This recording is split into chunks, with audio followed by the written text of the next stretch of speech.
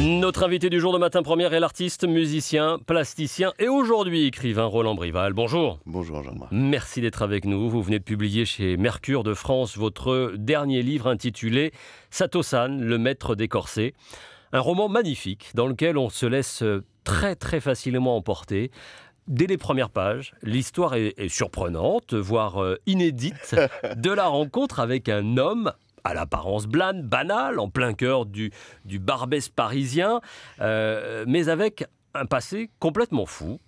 Et l'auteur, du coup, rencontre ce personnage qui, lui, raconte sa vie. C'est ça ? Absolument, c'est ça. Ouais. Et il va découvrir qu'en fait, derrière l'apparence de ce vieux japonais, habillé d'une manière très simple et qui ne fait pas de manière, se cache en réalité un homme très puissant, un maître, qui, pendant des années, a consacré sa vie à un art particulier, qui est l'art des corsets. Les corsets portés par ces femmes parisiennes, du French cancan également, encore aujourd'hui d'ailleurs, certainement, j'imagine. Absolument. Je ne fréquente pas le French cancan, mais bon j'imagine.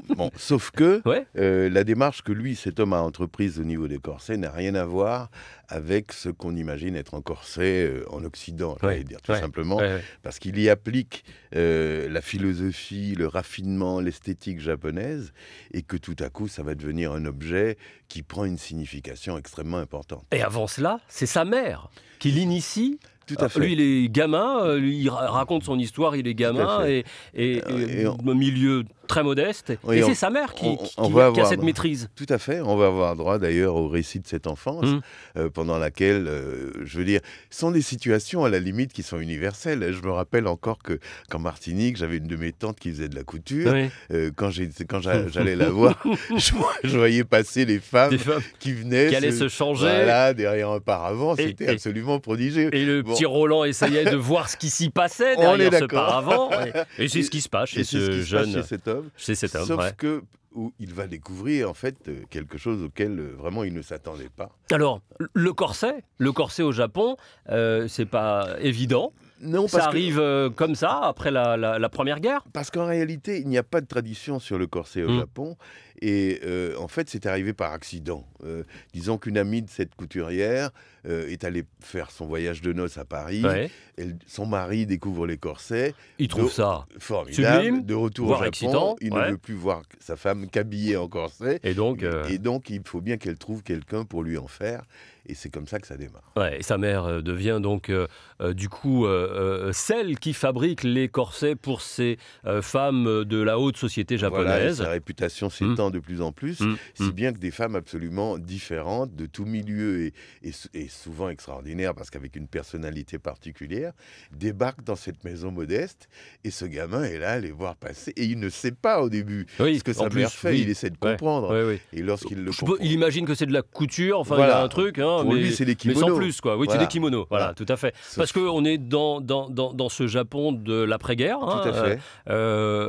Même à la veille de la Seconde Guerre mondiale. Tout à fait. Un Japon qui conserve encore des marques traditionnelles. Bien sûr, énorme, avec les geishas, avec cette ambiance. Et tout passe et tout tourne autour de ce jeune homme qui devient donc un homme à travers des épreuves particulières. Première relation, on va dire, sexuelle, sentimentale, c'est avec une des clientes de sa mère. Et il va découvrir en fait que pour un homme ordinaire, le désir est une chose qui s'installe dans la vie et auquel on cède de temps à autre. Sauf que lui... il va découvrir que la confection des corsets auxquels il veut s'adonner, il veut absolument pratiquer cet art et prendre la succession de sa mère. Cette pratique implique une maîtrise du désir, une réflexion et une maîtrise. Et donc, il va devoir se lancer dans cette voie initiatique qui va totalement bouleverser sa vie, évidemment. Les clientes, je reviens là-dessus parce que vous voulez l'éviter, mais les clientes sont importantes aussi à ses yeux. Ça fait partie de son éducation de jeune homme et d'homme. Ce sont elles qui l'initient au fur et à mesure, qui lui transmettent un peu de cette magie qui va peu à peu envahir toute sa vie. Alors, certaines d'entre elles aimeraient bien l'initier finalement et d'autres lui expliquent justement qu'il ne s'agit pas du tout de ce à quoi il s'attendait, et qu'il va falloir travailler les choses d'une autre manière, apprendre, sinon l'abstinence, du moins la retenue. La retenue. On va en reparler. Je termine juste un petit peu sur ces corsets, parce que oui, ils ont une place importante parce que il y a même ces corsets au fil d'or qui jouent sur des points du corps humain comme des piqûres d'acupuncture. Absolument. C'est hyper fin, hyper travaillé. Enfin, il y a tout un truc autour de ce corset. Toute la philosophie bouddhiste japonaise qui s'installe là et qui va petit à petit, effectivement.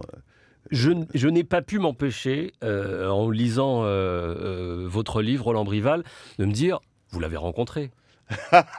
Vous l'avez rencontré, ce monsieur tranquille à Barbès, dans sa petite boutique. Enfin, je l'ai rencontré dans mon imaginaire, en tout cas. C'est ça qui est important, voilà. C'est ça le plus important. Mais ça fait la synthèse d'une affinité particulière que je ressens avec ce pays, avec le Japon. Mais figurez-vous qu'en fait, je me suis aperçu, au fur et à mesure que j'écrivais, qu'il y avait une connexion tout à fait inattendue entre le Japon et les Antilles. Est-ce que vous savez, par exemple, que Joseph Zobel, l'auteur de La rue Cazenègre, a terminé sa vie maître en ikebana, c'est-à-dire en art floral japonais, et maître en poterie japonaise. Il est allé là-bas pour étudier cet art. Et il y en a d'autres. Et aujourd'hui, la modernité tend en plus à développer ce lien. Si je vous disais par exemple qu'à Osaka, il y a un restaurant martiniquais dans lequel on peut manger créole, vous allez tout à coup vous dire qu'on extraordinaire. Oui, c'est extraordinaire. Et c'est ça la modernité. Il a fallu y aller. Vous y allez. Vous y êtes allé. Vous y allez régulièrement, parce que il y a des détails qui. Bien sûr. Mais simplement, mes voyages sur le Japon n'ont rien à voir avec le livre, dans toute la mesure où je parle d'un Japon qui aujourd'hui a disparu. Il y a eu des tremblements de terre, le paysage n'est plus le même, etc. Donc je n'ai pas voulu me laisser influencer par le côté contemporain du Japon.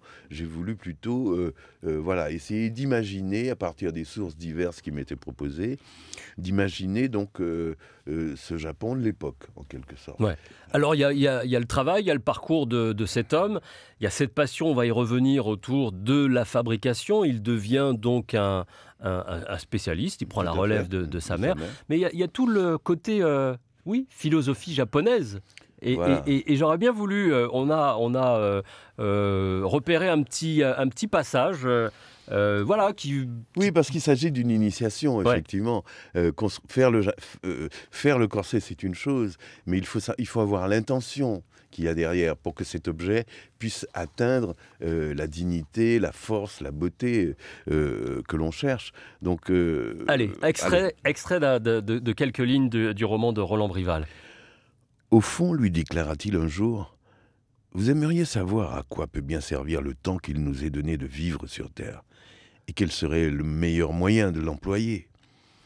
En effet, répondit M. Sato, tout heureux de voir aussi clairement formuler le problème auquel il était confronté. Fallait-il choisir de consacrer sa vie à la voix, ou bien valait-il mieux se cantonner à l'usage du monde et de ses chimères? Finalement, la question se résumait à cela. La réponse, il pensait l'avoir déjà trouvée, mais il lui fallait à présent consolider sa thèse. Pensez-vous réellement que notre vie entière ne soit faite que d'illusions ? Demanda-t-il. Tout dépend de celui auquel vous avez confié l'usage de vos yeux, répondit en souriant le vieux moine. Alors, s'écria M. Sato, je voudrais que celui-là incarne ce qu'il y a de meilleur en moi. Cela n'arrivera pas tant que vous n'aurez pas accepté de vous regarder sans vous condamner, car il ne dépend ni d'un juge ni d'un tribunal de vous offrir la réponse que vous cherchez. Vous voulez dire qu'il est même possible de pardonner à un criminel ? Je n'ai parlé ni de haine ni de pardon, murmura l'autre.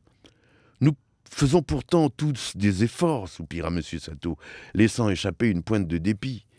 Eh bien, persévérez, répliqua le vieil homme. Croyez-vous qu'il faille pour cela sans trouver le moindre mérite ?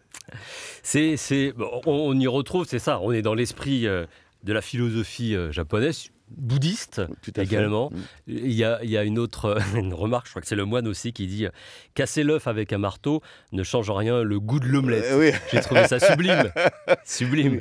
Mais il est vrai aussi que, bon, sans vouloir m'appuyer de manière exclusive sur la philosophie bouddhiste, j'ai quand même essayé de tirer les choses vers le côté universel de cette initiation finalement qui nous est proposée par toutes les cultures du monde, pour essayer de dépasser notre conscience ordinaire et de cultiver en nous un art, une façon d'être qui nous transcende et qui nous colle un peu plus à l'harmonie du cosmos. Voilà. Vous l'appelez en permanence Monsieur Sato. Oui. Qu'il est 14 ou... Tout à fait. Pourquoi avoir voulu garder, je sais pas, cette marque de respect, voire peut-être de distance? Parce que le narrateur, en fait, écoute la voix de Monsieur Sato. Donc, à tout moment. À tout moment. Donc, il le raconte. Effectivement, j'ai été tenté à un moment, certains amis lecteurs à qui je propose mes manuscrits en première lecture m'ont dit « Mais tu devrais faire attention. Là, quand il est jeune, ça n'est pas Monsieur Sato. » Sauf que il s'agit d'un récit. Et que cet homme ne pouvait pas incarner le récit de Sato. Donc, il tient effectivement une certaine distance. Et je trouve que ça marche très très bien. Voilà. Ça interpelle, au bout d'un moment, on se rend compte, on se dit, on aurait pu l'appeler Sano, San, mais non, justement, ça marque et ça nous resitue dans notre lecture à chaque fois à d'où on est parti, et pour ne pas trop s'éparpiller non plus. Tout à fait. Et puis d'ailleurs, Sato-san, san ça veut dire monsieur en japonais, donc Sato-san en définitive, Monsieur Sato, c'est la traduction de la formule. Monsieur Sato, sa vie tourne autour de ça, de cet apprentissage, de cette maîtrise. Alors il part faire des stages, on va dire, chez des maîtres de couleur, qui lui apprennent l'usage de la couleur, la façon de découvrir une couleur. Parce qu'en définitive, nous avons un regard assez banal. Un jaune, c'est un jaune, un rouge, c'est un rouge. Alors qu'il y en a qui travaillent le jaune. Et le rouge. Donc pour ces hommes-là, il y a une signification bien plus profonde dans tout ça, et c'est ce qu'il va découvrir, bien sûr. Et ça existe ? Bien sûr.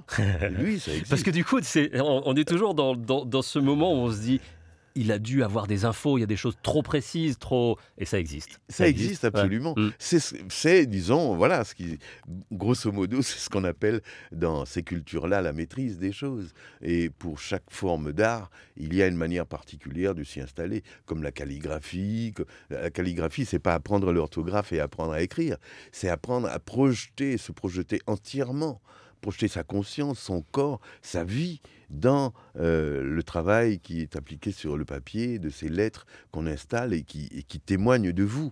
Donc c'est un peu la même chose qu'il va découvrir, et c'est aussi une façon d'entrevoir une porte pour le lecteur, de telle sorte qu'il découvre, s'il ne le sait pas, qu'il existe au-delà du monde quotidien, normal que nous vivons, il y a un monde encore plus vaste dont la porte nous est ouverte en permanence. Il suffit de vouloir franchir le sas. Tout à fait. Et cet imaginaire, il va très loin, parce qu'on se retrouve dans des situations ubuesques, parce que sa mère veut véritablement qu'il ait l'art de la maîtrise, jusqu'à organiser un rituel plus ou moins surprenant, dont on ne parlera pas, bien évidemment, mais ça va très très loin. Oui, de là, il en retire... il arrive de cette difficulté il arrive toujours à rebondir, à tirer un bénéfice. Voilà. Disons que sa mère lui interdit, d'une façon globale, on peut dire qu'elle lui interdit l'acte sexuel, notamment lorsqu'il est en train de produire, de créer, de fabriquer ses corsets, parce qu'elle lui explique que s'il était en état de désir, le travail qu'il ferait n'aurait pas la qualité requise. Ce serait gâché. Ce serait gâché. Perturbé. Tout à fait. Et donc, il doit apprendre, en définitive, à renvoyer ce désir à sa source. Et au départ, il se dit que c'est une frustration. Mais il va vite découvrir qu'en fait, c'est au contraire, un raffinement supplémentaire qui lui est apporté, une aide supplémentaire, de telle sorte qu'il soit en mesure de percevoir des choses dans un état d'émerveillement qui nous a, quittés depuis longtemps. Oui. Je veux dire, parce que nous sommes entraînés par l'habitude sur les choses. C'est la vie. Et c'est très beau de voir ça, très beau de voir, d'imaginer imaginer cette maîtrise, cette sensualité, enfin tout ce qui accompagne justement et j'espère bien l'essence développée. Voilà, j'espère bien que le roman déverse en quelque sorte dans le cœur du lecteur cette chose que j'ai envie de partager naturellement. Un magnifique voyage, je le disais tout à l'heure, un roman d'été pour y passer un beau moment et découvrir cette histoire. Voilà, partir un bel ailleurs. univers. Vous aimez vous partir dans d'autres choses dans lesquelles on aurait pu vous retrouver plus facilement, mais oui, le Japon par exemple, c'est la première fois que vous écrivez sur le Japon. Tout à fait, mais j'ai écrit sur Venise, sur d'autres pays. Je veux dire que être antillais, être un écrivain antillais, ça ne veut pas dire qu'on soit spécialisé dans l'écriture locale. Les Antillais voyagent, ils vont partout à travers le monde et leur conscience se projette aussi dans différentes cultures qu'il s'agit d'analyser, de comprendre pour que nous-mêmes nous puissions grandir. Même si vous n'hésitez pas à faire des parallèles, alors pas dans le livre, mais dans ce que vous nous expliquez entre la Martinique et le Japon, des similitudes qui s'y retrouvent et c'est ça tout l'intérêt. Lors de mon dernier voyage en Martinique, je suis allé à une exposition florale organisée par des amis du Japon qui sont en fait eux aussi en train d'étudier l'art floral japonais. Donc rien ne nous est interdit et c'est la raison pour laquelle je me suis engouffré dans cette voie. C'est aux éditions Mercure de France. Sato-san, le maître des corsets de Roland Brival. Merci d'être venu nous en parler. Et puis merci pour l'ouvrage. Bravo monsieur. Merci. Au revoir. À très bientôt. Merci.